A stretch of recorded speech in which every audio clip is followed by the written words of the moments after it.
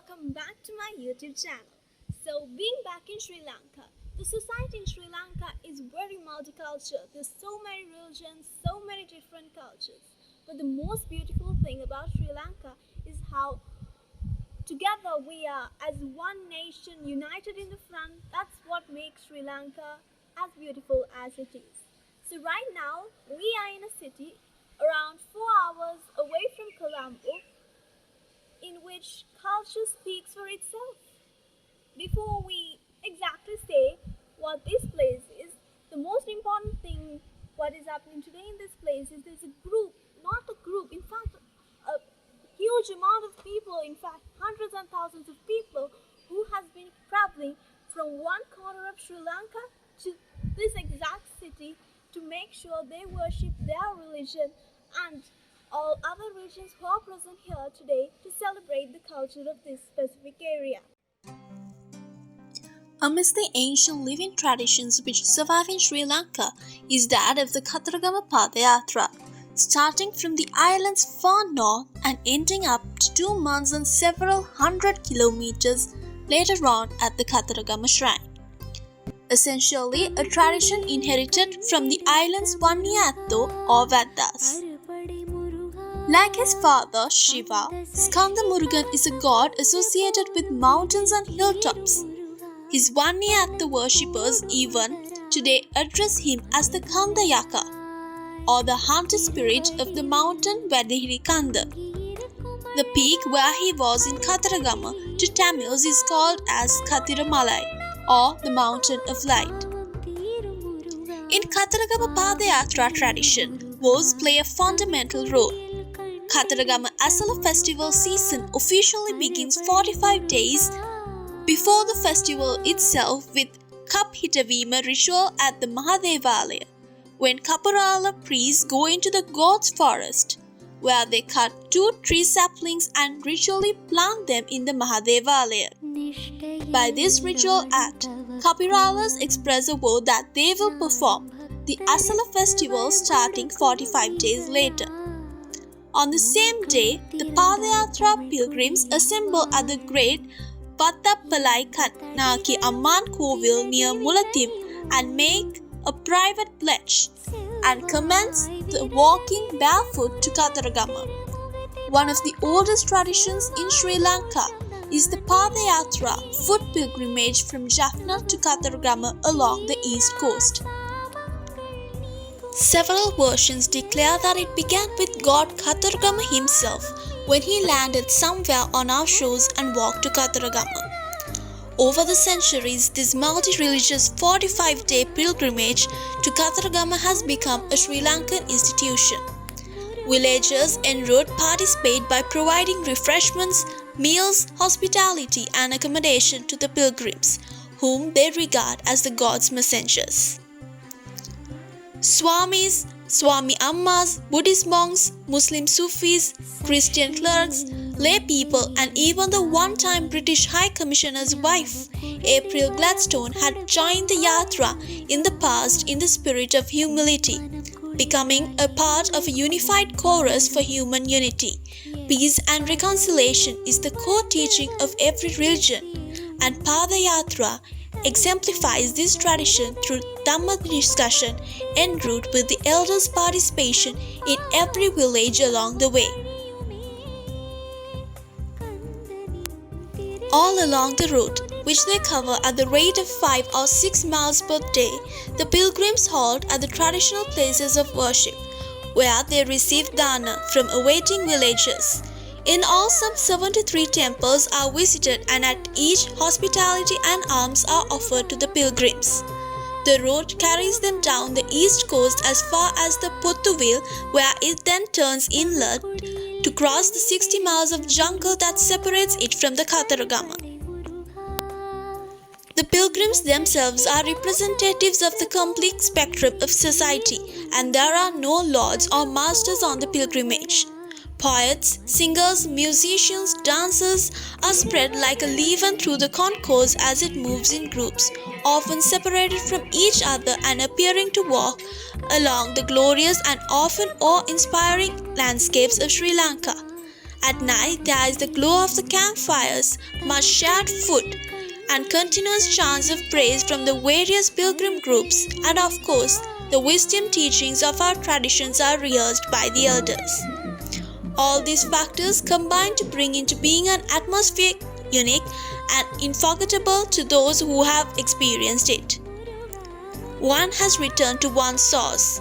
One attains to timelessness, an eternal now, such as our recent ancestors seem to know so well and which in our own day has become increasingly difficult to find.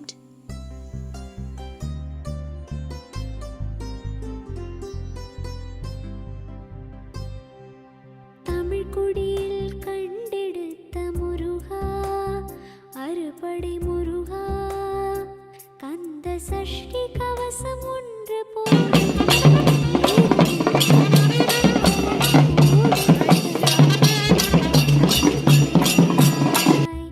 திருவடிவில் தங்கியிருக்கும் அழகா அறுபடை முருகா உன் கருணை உள்ளம் ஒன்று போதும் பாவம் தீரும் முருகா பாவம் தீரும் முருகா தமிழ்குடியில் கண்டெடுத்த முருகா அறுபடை முருகா.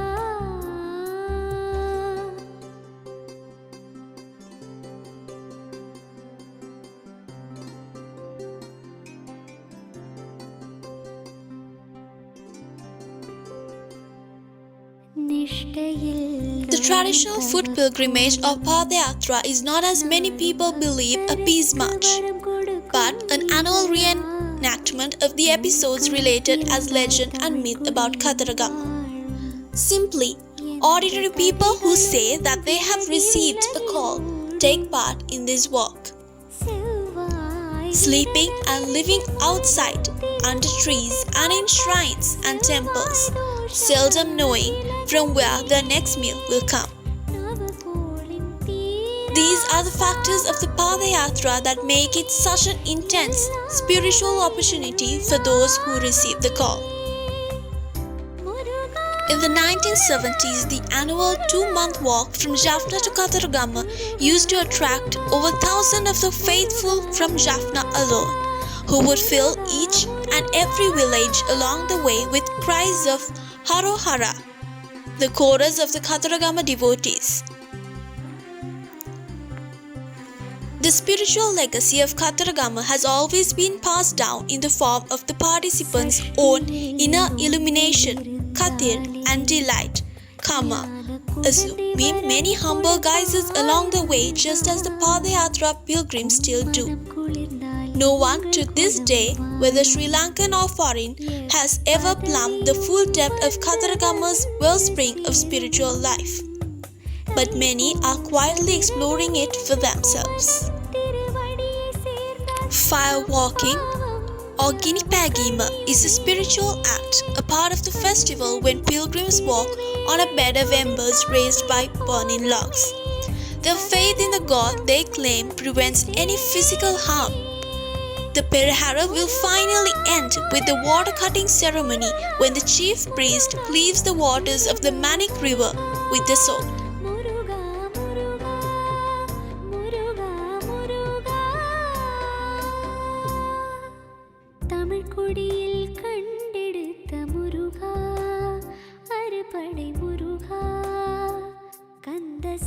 To enter the sacred area, you need to cross the Manik Daga.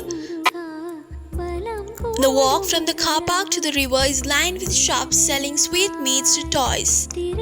And on the other side of the river lies a plethora of kovils and devalas, including a Ganapati Kovil, a Shiva Kovil, a Katharagama Kovil, a Valliamman Kovil, a Lakshmi Kovil, and a Saman Devalaya, along with a temple dedicated to Kim Mahasen called as the Mahasen Viharaya. Those on pilgrimage to Katharagama, a visit to Sella Katharagama has generally been a permanent item.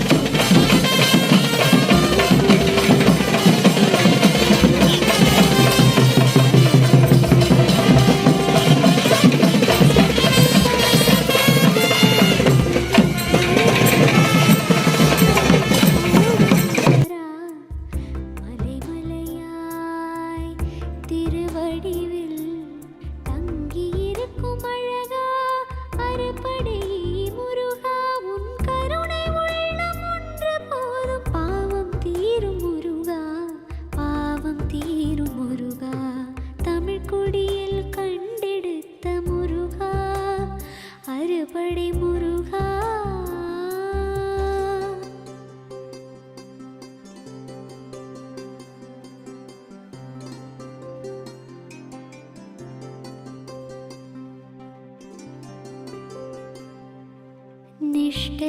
On the day before the flag hoisting ceremony in Katharagama, which inaugurates the festival, the pilgrims arrive in the sacred city. Here they remain for the duration of the event, still keeping together while interacting with all of those who seek their blessings. Although all are pilgrims at the festival, those who have made the pilgrimage by foot have the power to bless those who have not. Their presence is an ornament to the gathering and they perform several important functions in the Perahara. With the conclusion of the festival, the Yatra pilgrims return to their homes like everyone else, but their faith remains throughout.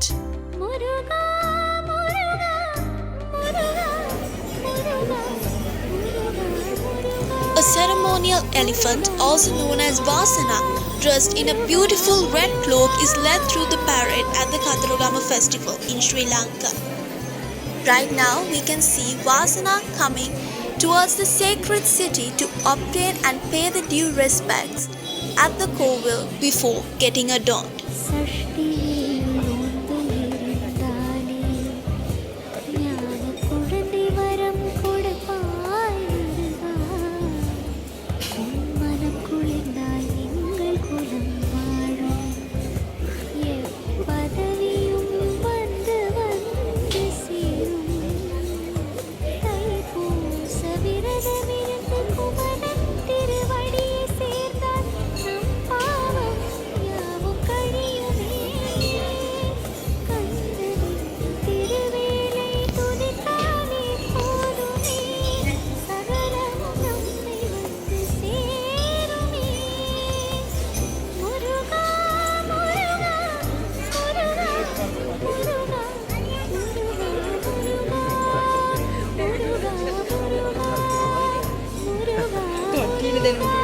Ay, Dios, es que